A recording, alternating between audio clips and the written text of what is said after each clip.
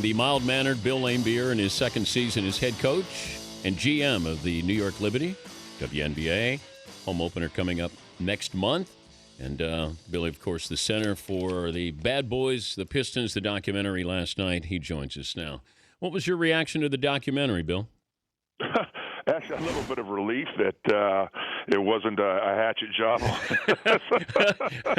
How could it be a hatchet job? Well, you know, you guys in the media always have your slants one way or another. So, you never know how something's going to come out, depending on what the agenda of the writers or producers. You never know until it actually sees it. But I think that portraying you the way they did, or in a, if you want to say, negative light, it further enhanced what you guys did and almost had this mindset, this blueprint of this is who we are and this is how we do it, and it's different than anybody else. And you embraced it. So I don't know if they could have painted you guys in a negative light. I think how they portrayed you was complimentary in a way of how bad you guys were at being bad. I think you're right. I mean, I watched it with a couple of my assistant coaches actually, and when they said certain things, I said, yeah, that's correct, and that's correct, and they could have expanded on one or two things a little bit more to explain it better, and they probably spent it a couple times in simple situations, a little too much time on something that really wasn't relevant. But overall, I think it was a fairly accurate portrayal. What should they have spent a little more time on? To be fair to you guys.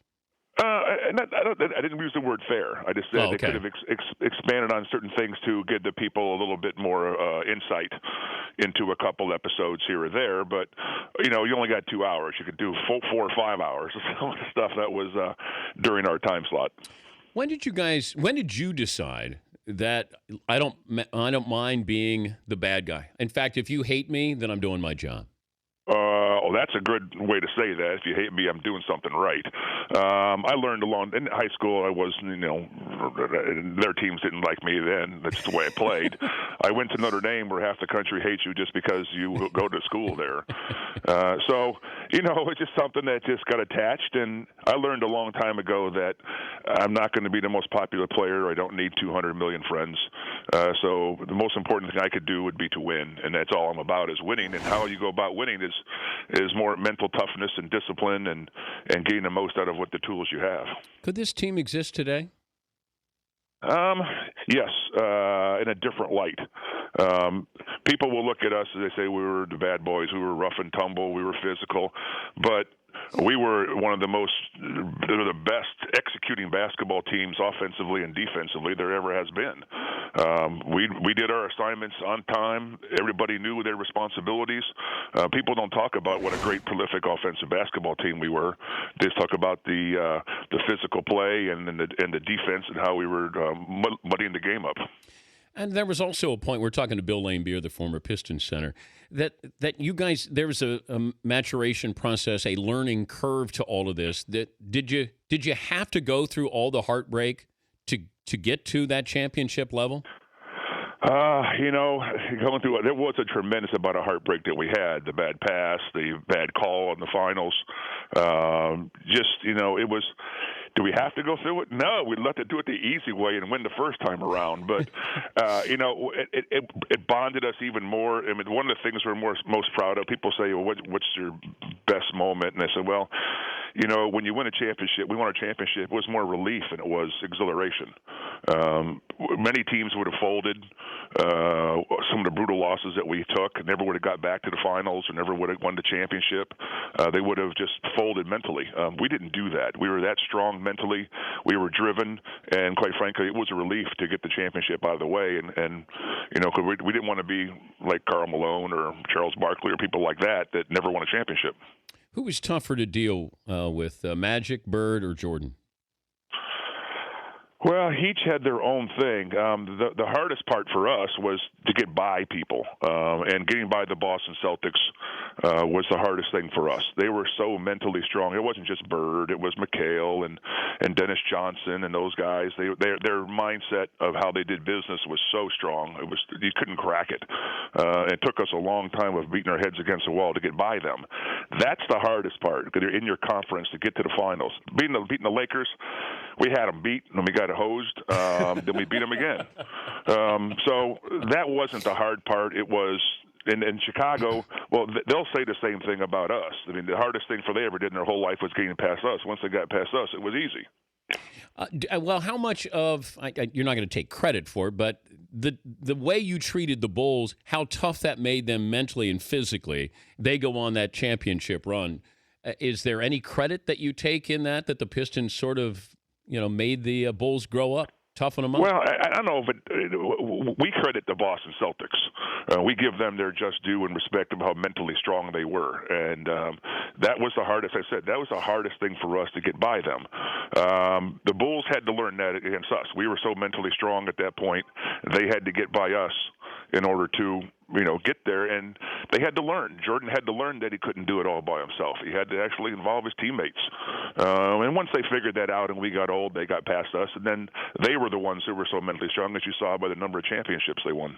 What's it like when you see these guys who, when you're playing, hated you? If it's Dominique or Barkley or Bird or Parrish or Jordan, what's reaction when they see you? You see them? Well, most of the guys, the intense rivalry wasn't there. Our rivalry with the Boston Celtics was intense. And we also, none of us really liked the Lakers either. But, we'll say, well, hi, say, wave, and then okay, but I'm not going over there doing any hugging. Oh, great, glad to see you. No thanks. But behind Isaiah's smile was what? Because I thought he laughed at odd times and it was masking something. What was behind his smile? He was a great. He was a quiet assassin on the basketball court. He is one of the most intense competitors there is. He's really, really smart. And he thinks two steps ahead on the basketball court. So he wanted to be a champion very, very badly. He got it in college, and he wanted it in the NBA, and fortunately he was able to get that for 2 times. He's just a steely competitor that will rip your heart out to win a basketball game. All right, the only time I'll ask this, just settle this. 1991 Eastern Finals against the Bulls. Whose idea was it to walk off after losing to the Bulls? So well, see, that goes to the part of the point that I said in the documentary, and they asked us that, and I said it was my idea. I didn't like Chicago. They whined and they cried, and they called us. The problem was they said we were bad people. But you don't have to like our style of basketball. You don't have to care for who we are as people, but you don't go on the newspapers and try to trash us as being bad people just to try to get an advantage from the league. That's what they did, and we didn't appreciate that one bit. Who were they? Time has proven Detroit Pistons actually were model citizens. No one's got, you don't see anybody in jail. You don't read anybody, getting drug problems. We were a very disciplined bunch and still are to this day. Okay, but you say to your team, hey, guys, we're not staying around to the end of this game. We're walking off. You gather them. Boston did the same thing to us. I remember that. Okay, but what happened was I said, I'm out of here. And Chuck's going, no, don't do that. It just can cause a problem. And I said, nah. So I waited as long as I could. There was about 15 seconds to go in the game, so I stood up and started walking. By the time I hit the scorer's table, there had been like 2 seconds to go, but okay. I think it was Mike Mathers, and one of the referees saw me walking down the thing, and he stopped the clock. He let the clock run out, but we would have been walking past their bench by the time the horn went off, so it would have been no big deal. But did it bother you that the Celtics walked off the floor without shaking your hands after you beat them? No. You didn't care? No. They're the bosses out there. They do what they want to. It's their business. Kevin McHale came over and just said something to Isaiah, but the rest of them, they were long gone, but no big deal. I love that you own it, though, Bill.